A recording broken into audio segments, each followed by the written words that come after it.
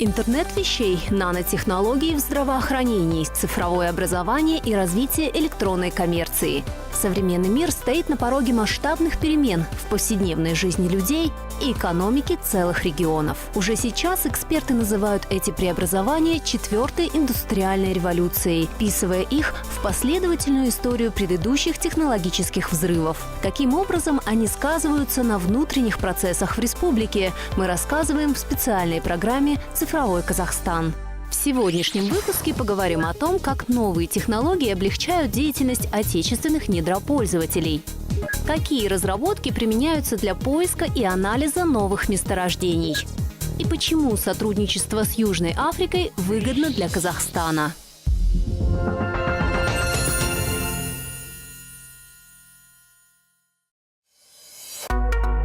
По запасам и разнообразию полезных ископаемых Казахстан – один из богатейших регионов мира. Недра государства богаты практически всеми элементами таблицы Менделеева. В стране также сосредоточены значительные запасы нефти и газа, позволяющие отнести республику к десятке крупнейших нефтедобывающих государств, оказывающих влияние на формирование мирового рынка энергоресурсов. Добыча этих ископаемых – процесс трудозатратный и требующий больших денежных вливаний. Чтобы оптимизировать и улучшить качество работы заводов, а также повысить эффективность скважин и шахт, сегодня все чаще применяют новые технологии. Сфера геологии недропользования не стоит на месте, постоянно развивается, применяются новые методы изучения, новые методы бурения при геологоразведке. Также внедряется автоматизация, индустриализация с элементами 4.0 в процессе добычных работ. Министерство по инвестициям и развитию Казахстана также в тренде текущих мировых тенденций в области цифровой индустриализации. Здесь при Комитете геологии и недропользования разработан так называемый Национальный банк данных минеральных ресурсов, который предполагает сбор, хранение, систематизацию и обобщение геологической информации о всех полезных ископаемых страны. Также сотрудниками министерства создана интеллектуальная карта недропользования, на которой отображены данные по твердым полезным ископаемым, подземным водам и углеводородному сырью. В общем, проект МВД позволит обобщать цифровую геологическую информацию. В том плане, что именно цифровая, это не отсканированы какие-то рисунки или отчеты, это цифровая информация, с которой можно работать. Если карты они будут векторизованы, через него может формироваться любые виды отчетности. Будет упрощенный доступ к самой геологической информации. Бизнес-процессы, связанные с недропользованием, они будут тоже автоматизированы по принципу одного окна. То есть через этот портал недропользователь может все свои операции, связанные с обращением к госорганам, получением согласования, разрешения, все через этот портал будет реализовано. Однако в оцифровке нуждаются не только данные, полученные от недропользователей, но весь процесс добычи полезных ископаемых. Для этого на крупнейших заводах республики активно внедряют элементы индустрии 4.0. Это интеллектуальные системы, призванные заменить человеческий труд машинным. Различные умные датчики, установленные в шахтах, теперь самостоятельно следят за ходом производственных процессов. А беспилотные летающие аппараты проникают в труднодоступные и опасные для человека места и передают информацию о состоянии того или иного оборудования на пульт диспетчера, что позволяет своевременно принимать меры для устранения возможных аварий.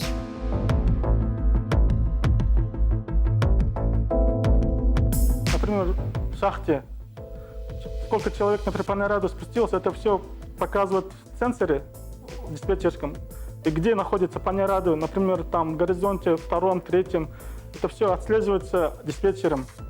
И если в форс-мажорной ситуации, в авариях, он будет сразу сообщать этим людям, чтобы уходить, где место уже вне опасности, в таких местах собираться, там, управлять, то есть персоналом.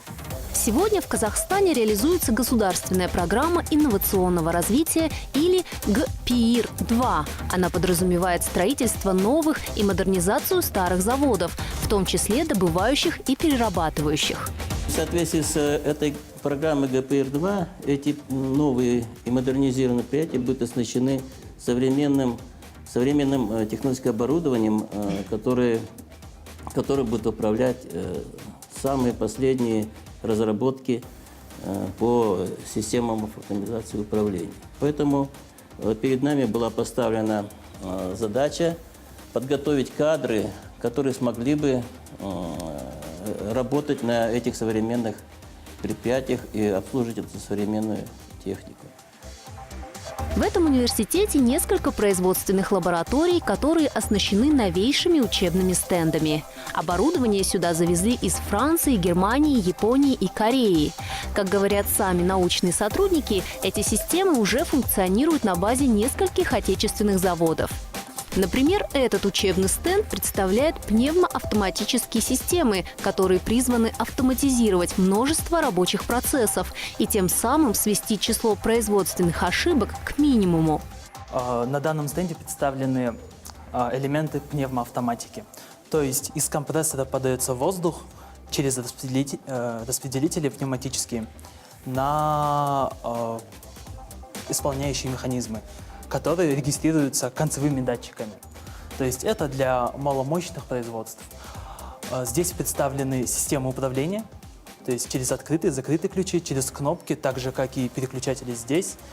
Мы благодаря данному контроллеру Siemens можем программировать и настраивать свойства и функции данного стенда. Автоматизация и новые технологии также позволяют сэкономить время, что делает процесс добычи и переработки полезных ископаемых в разы эффективнее. А это приносит дополнительный доход не только компаниям, задействованным в данной отрасли, но и в бюджет республики. Қазіргі уақытта дамыған заманда бізде әр секунд бізде маңызды. Сондықтан В наше время важна каждая секунда. А наш контроллер М340 за 20 миллисекунд может обработать любой аналоговый или дескриптивный сигнал и отправить его снова. Также он одновременно работает с 1024 входящими и исходящими дескриптивными сигналами. Это очень большие цифры. Это имеет колоссальное значение в производстве, потому что работа с несколькими тысячами сигналов приносит очень большую пользу для компании. бір уақытта бірнеше мыңдаған сигналмен жұмыс істеу біздің өндірісте үлкен пайда алып келеді. Внедренческие решения, используемые в недропользовании, помогают не только оптимизировать многие рабочие процессы, но также добиться более энергоэффективного производства. Здесь стоит преобразователь частоты, то есть с помощью изменения частоты, то есть частотник меняет скорость вращения синхронного двигателя. Да? То есть на производстве, как мы знаем, больше 70% потребляют электроэнергию, это асинхронные электродвигатели. То есть если мы добьемся технологических каких-то выгод, да, и экономических каких-то выгод, да, то мы добьемся больших выгод, да, допустим, больших выгодных позиций. Особое внимание в области внедрения новых технологий также уделяют и самим месторождениям. Ведь начальный анализ эффективности того или иного рудника может спрогнозировать добычу полезных ископаемых на много лет вперед и помогает понять, стоит ли вкладывать деньги в его дальнейшую разработку. В Казахстане для анализа информации используют ряд программ, которые включают в себя обработку больших данных, возможности 3D-моделирования и прочие технологии. Например, в этом университете установлены суперкомпьютеры, которые оборудованы специальным программным обеспечением, к примеру, для гидродинамического исследования нефтегазовых скважин. В процессе разведки и добычи мы делаем различные замеры добычи нефти, а также давлений. И данные замеры во время испытания мы анализируем для того, чтобы оценить коммерческие, сопоставляющую часть этого месторождения. Мы, как эти данные получаем, используем данные компьютеры и данное программное обеспечение, чтобы посчитать, сколько там запасов, какая будет добыча, и это нефть или газ, ну и так далее. Здесь также обучают студентов технологии бассейнового моделирования для поиска и разведки новых месторождений с помощью трехмерного изображения определенной местности. Мы можем уже принимать решения, опираясь на эту модель, вот, и принимать решения как по бурению, так и по увеличению нефтеотдачи. Если скважина была пробурена и она не приносит нефть, то мы теряем деньги. Вот. А если мы эти решения принимаем с помощью симуляции и моделирования, в этом случае наши решения могут быть намного точнее. Тем самым, если мы хотя бы одну скважину оправдаем, вот, мы уже как минимум $500 000 оправдываем средств компании. Системы предварительного анализа месторождений применимы к любым видам ископаемых. Например, Равиль Мухамедиев – один из тех, кто занимается внедрением новых технологий для анализа почвы на месторождениях урана. Ведь для добычи этого радиоактивного вещества нужны самые точные исследования земляных недр и водоупорных слоев. Это в первую очередь необходимо для установки специального фильтра. Ведь если последний расположен неправильно, это может привести к загрязнению окружающей среды или же к низким объемам добычи сырья.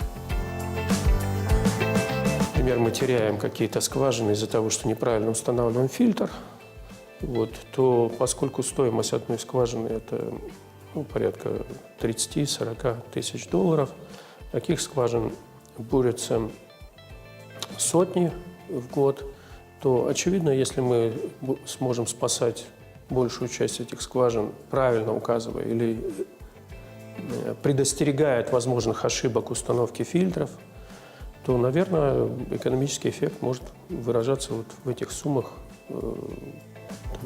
сотни тысяч долларов в год. Благодаря методам машинного обучения и нейронным сетям создана уникальная программа, которая рассчитывает полученные данные, а именно электрический потенциал и магнитную проницаемость, сравнивает эту информацию с экспертным мнением и выдает рекомендацию по установке необходимого оборудования в скважине. В скважину опускается прибор. Скважинный прибор – это такая достаточно толстостенная металлическая труба длиной порядка метра. Внутри этой трубы расположены электрические приборы, которые измеряют электрическую проницаемость, магнитную проницаемость пласта и сопротивление, вот и так далее. То есть на основании этих данных эксперт делает вывод, что вот на таком-то уровне скважин, там, на глубине, например, 200 метров расположен слой песка, на глубине 250 метров расположен слой глины, на глубине 150 метров еще одна линза из глины. Да? Соответственно, между, там, предположим, 250 и 150 можно установить где-то фильтр, если вот этот песок является рудосодержащим. Для достижения наиболее эффективных способов добычи и переработки полезных ископаемых Казахстан сотрудничает со многими ведущими компаниями из разных стран мира. Недавно в Алматы прошла крупнейшая и самая авторитетная в Центральной Азии международная выставка горно-металлургического комплекса. В рамках мероприятия были представлены новейшие технологии, программное обеспечение и оборудование для горнодобывающей и обрабатывающей промышленности. Посетили выставку свыше 3000 специалистов и ведущих производителей в этой области из 34 стран мира. The really important relationship between Kazakhstan and South Africa in mining relates to mining equipment. Отношения между Казахстаном и Южной Африкой в горной промышленности очень важны для нас, потому что это область, где мы имеем очень много специалистов, а также сами производим новое оборудование для горной промышленности очень высокого качества. Срок его эксплуатации долгий, также оно может копать очень-очень глубоко, а также его использование безопасно. Это то, что ищет Казахстан. Я вижу это из кода о горной промышленности Казахстана, что эта область, а именно безопасность, качество и высокие стандарты очень важны для страны. И так как мы имеем опыт во многих этих областях, я думаю, мы сможем добиться продуктивного сотрудничества. Цифровизация деятельности нефтегазовых, горнорудных и прочих добывающих компаний становится все более инвестиционно привлекательной сферой вложения. До 2020 года в заводы страны планируют привлечь свыше 7 миллиардов долларов внешних и внутренних инвестиций для внедрения инновационных технологий, что позволит увеличить производственные мощности еще на 25%.